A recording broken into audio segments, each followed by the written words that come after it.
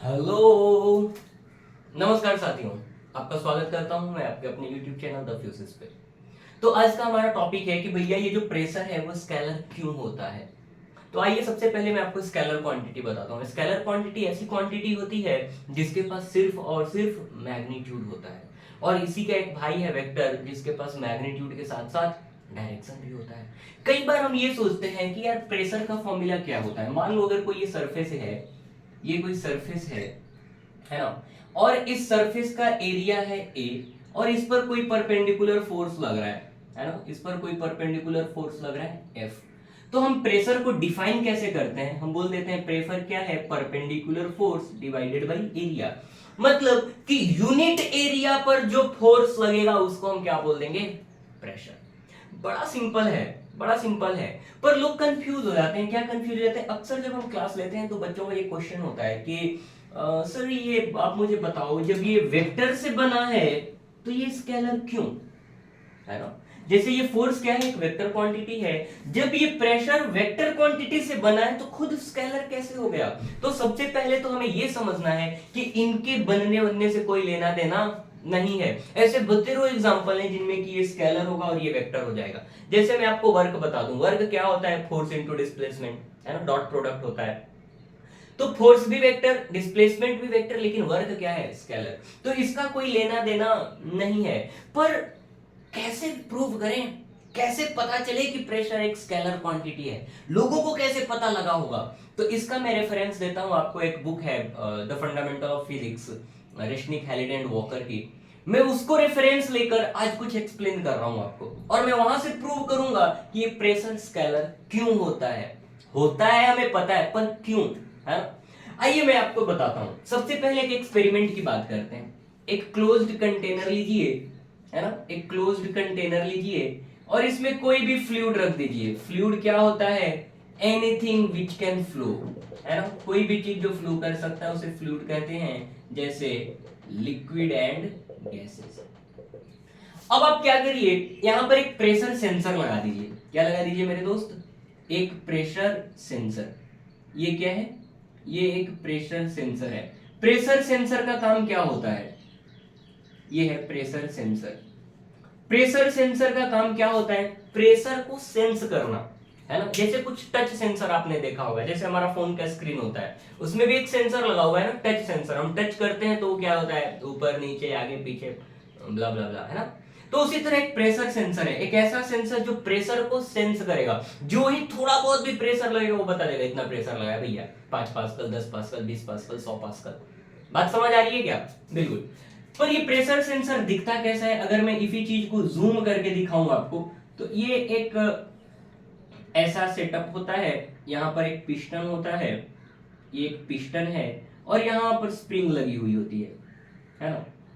अब जो ही आप ऊपर से कोई फोर्स लगाओगे, जो ही आप ऊपर से कोई फोर्स लगाओगे, ये क्या होगा, नीचे की ओर दबेगा, और जितना दबेगा उसी के हिसाब से ये रीडिंग देगा। ज्यादा दबा तो प्रेशर ज्यादा, कम दबा तो प्रेशर कम हो जाएगा। बात समझ आ रही है क्या आपको, बिल्कुल। अब बात आती है कि ये फोर्स है कौन सा, कौन सा फोर्स लग रहा है इस पे।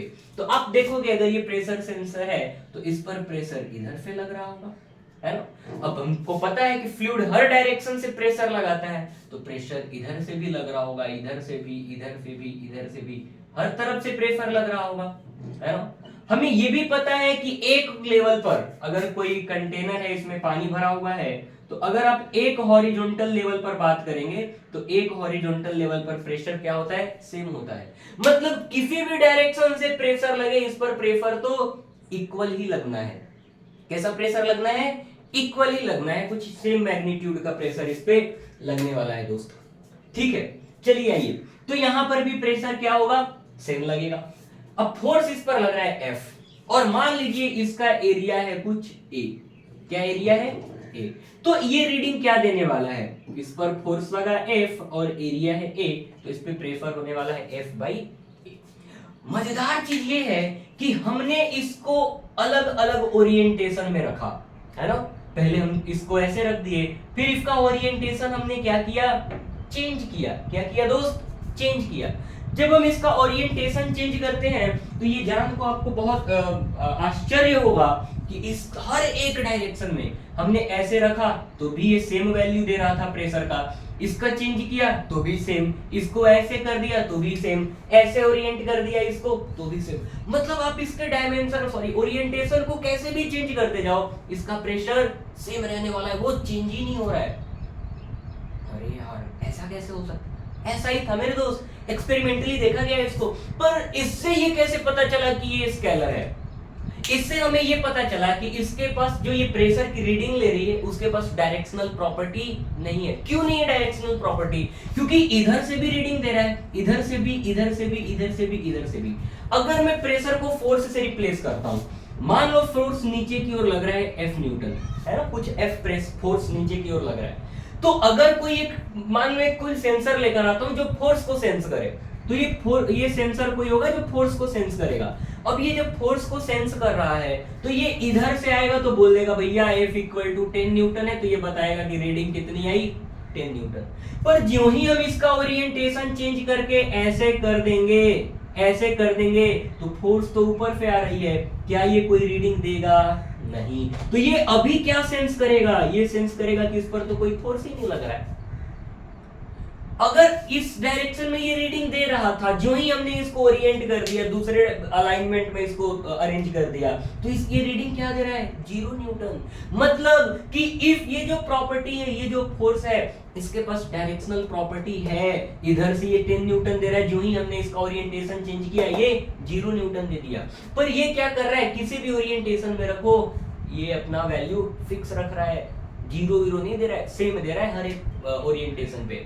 तो इससे हमें ये पता लगता है कि प्रेशर के पास कोई डायरेक्शनल प्रॉपर्टी नहीं है और प्रेशर एक स्केलर क्वांटिटी है। मेरे दोस्त, क्लास में ये सारी चीजें बताना बड़ा मुश्किल हो जाता है, हालांकि 5-7 मिनट का ही टाइम है, लेकिन वहां पर क्वेश्चंस बहुत ज्यादा उठ जाते हैं और क्लास में इन सारी जिज्ञासाओं को खत्म करना बहुत मुश्किल हो जाता है। इसलिए मैं आज से ये सोचा हूं कि कुछ ऐसे छोटे छोटे वीडियोस बना के यूट्यूब पे अपलोड करूंगा और इस सीरीज का नाम दे दूंगा जिज्ञासा। तो आप मेरे पहले जिज्ञासा सीरीज के पहले सदस्य हैं, आपका स्वागत करता हूं मैं अपने यूट्यूब चैनल। आपने मुझे सुना, आपका बहुत बहुत आभार और धन्यवाद। मिलते हैं अगले वीडियो में। जय हिंद।